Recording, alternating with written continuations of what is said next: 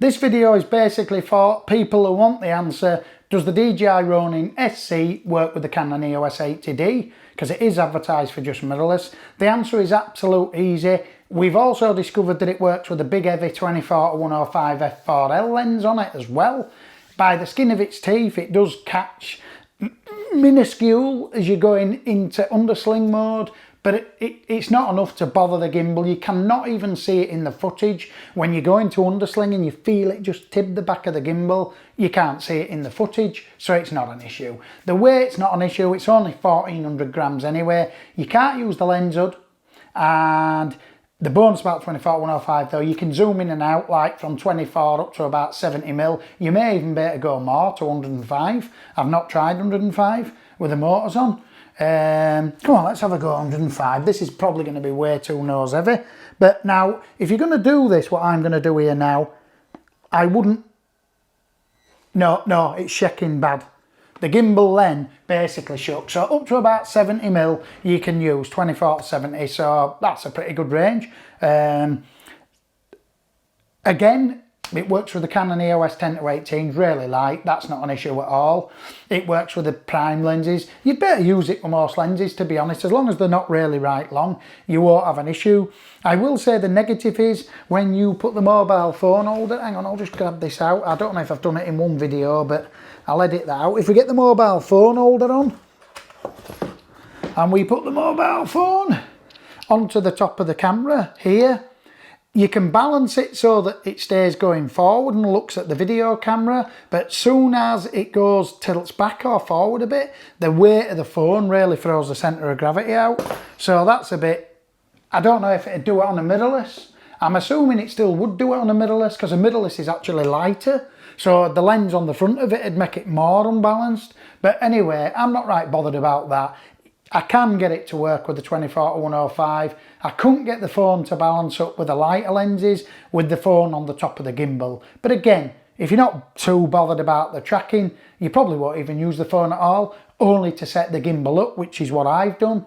I use the phone, you've just seen me do it, to calibrate it, to check it's calibrated, to set the motors, to set my modes. I customise them all. The phone's useless then to me, I'd never use it again. But if you want to use it and you're not bothered about tracking, you can put it on the side of the gimbal, here.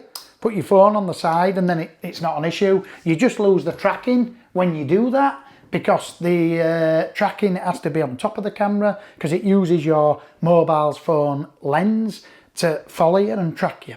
Anyway, I'll play some B-roll over the top. I've been talking for a couple of minutes deliberately so that I can play some B-roll over the top with the 24mm lens, the pancake lens, and the 10-18 lens, and I'll label it up so you can see what lenses you want to use. If you want a really light setup, the DJI Ronin SC is cheap. It is, you put a pancake lens on it, or a 10-18 lens on it, or a prime, a cheap prime, you know what I mean? Any prime anyway, to be honest, as long as it's a big 50mm one too, but that'd balance up on it, no problem. I'm just on about for weight wise. You've got an ultra tiny, lightweight gimbal, it's got all the mod cons on it, it's fantastic to fly, undersling mode works lovely, flashlight mode works lovely, FPV works lovely, 360 mode works lovely.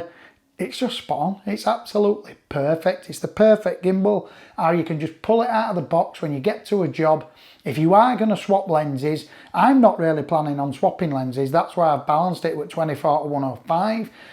I just want to get to a job. 24-105 might be on one of my video cameras. Clip it off, pull this out of the bag right quick, clip it on, do some shots, put it away, and I can pull it out again in 30 seconds again for speeches and just fly. I don't know messing about balancing on the day or pissing around with arms. Although of course you can take pictures of the settings on your mobile phone and make a little album, and when you get there you could quickly just look at them. But the DJI Ronin has fixed that by making you be able to put it away in the case, and you don't have to slacken the arms and slide them all back to neutral to be able to get it in the slots. Right, I'm just going to show you now how to get the gimbal out of the box and how it stays balanced. So one of the first things first, we're going to get the stand, the feet out for the gimbal, which is really this quick. I have balanced it now to the 24-105, and the main purpose of this video is to show you the little negative that you get with the 24-105, but I did tell you that it works perfect. So we've got the feet on now, which is done. If we pull out the gimbal itself, which is already balanced, and we just clip the feet on, and the battery should I say. So now I'll remove the gimbal box out of the way and I'll open the gimbal up, and that now is, I don't know how good it is on there, but we'll bring it back a bit. That now, well, I'll keep it on my knee, is ready to go, even with the 24-105s here with a plate on. And what I'll do is, I told you that you need to unlock it and then lock it back up. You need to unlock this axis, lock that back up, and we'll just get this right. I'll unlock, so we've got 1, 2, I'll lock this back up now. Right, so the gimbal is now all locked, so I've got all the locks on, and I did tell you the main reason for that is when we clip the camera on into this tripod plate here, I'll just come a bit closer to the lens, into this tripod plate here, it'll want to move left or right, will this plate? So as long as we've locked the arm off, we should be fine. So I'll now slacken the little knob at the bottom. We'll clip our gimbal on, our camera on, and we have got the little knob which you'll see in the B-roll that I've already set, so that when I slide the camera, hang on, I'm the other handed, sorry. When I slide the camera in backwards, it'll stop when it's in the correct position, so I know exactly where it needs to be. Did you hear that little click back? And all I've got to do now is just gently nip the bottom up. And if I unclip the left to right and unclip the gimbal, you'll see it's balanced. I'll also do that. Right guys, we've got all the gimbal balanced. We're now going to connect to it through our app, which I've just done.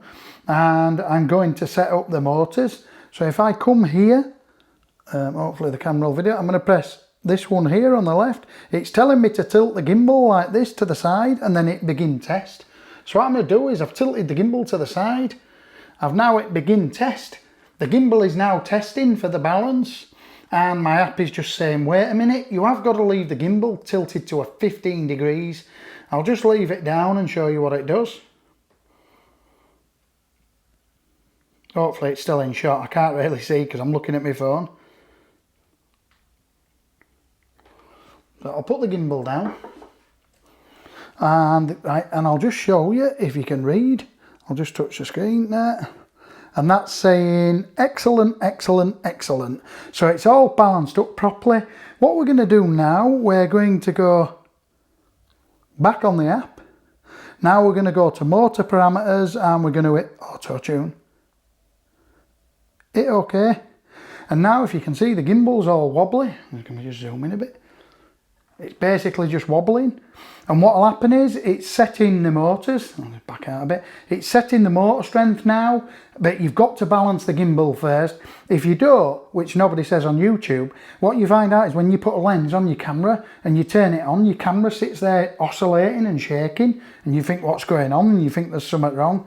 So now that's finished doing that, I'll just go to here, and you can see it set my pan to 55 strength, my tilt to 28, and my roll to 61, and that's auto done it. So it's checked the balance, it's happy with that.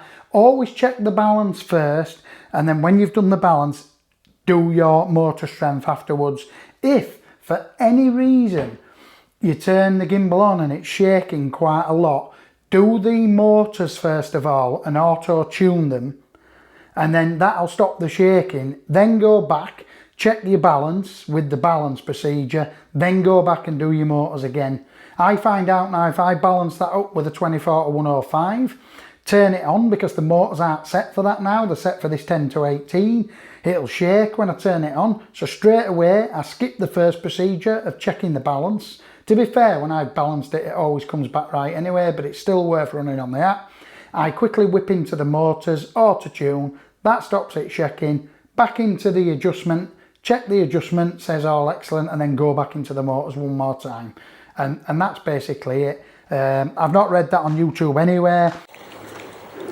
Why did you put a pancake on your camera? It's not a pancake, it's a pancake. A pancake lens. Yeah, I put a pancake on it. Right, there you go. So we'll go back out to 24 now. Thanks for watching. Please comment and subscribe, and I'll see you in the next.